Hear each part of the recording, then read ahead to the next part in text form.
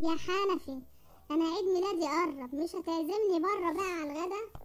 اه طبعا يا روحي هعزمك طبعا. ايه رأيك نروح ناكل كبدة من عند عربية الكبدة اللي رحنا فيها المرة اللي فاتت؟ كانت تحفة. كبده؟ عربيه كبده؟ كبده ازاي يا حنفي؟ انا عايزه اروح عند الشيف براك. ايه الشيف وراك؟ ايه الشيف وراك ده بيعمل فراخ يعني؟ شيف وراك ايه؟ اسمه براك. ايوه يعني بيعمل ايه زيادة عن الناس يعني؟ ده شيف تركي، يعني اكلات تركي. الله على الحاجات التركي دي. ده انا احلى حاجة بحبها السميت التركي ده جميل قوي.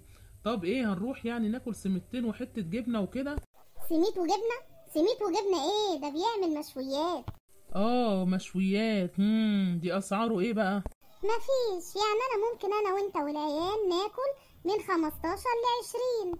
ايه ده رخيص جدا، من 15 ل 20 جنيه. موافق طبعا. 15 ل 20 جنيه ايه؟ من 15,000 ل 20,000. ايه 15,000 و20,000 ليه يا حبيبتي؟ ده بيعمل ايه بقى ان شاء الله؟ ده اكله جميل قوي يا حنفي. بقولك ايه يا درية يا حبيبتي، بص انا هديكي 150 جنيه، وانزلي هاتلنا كيلو وراك واعملي لنا صينية بطاطس بالفراخ وشوية رز، دي احلى اكلة. صينية فراخ؟ ده انت فقري وهتفضل طول عمرك فقري.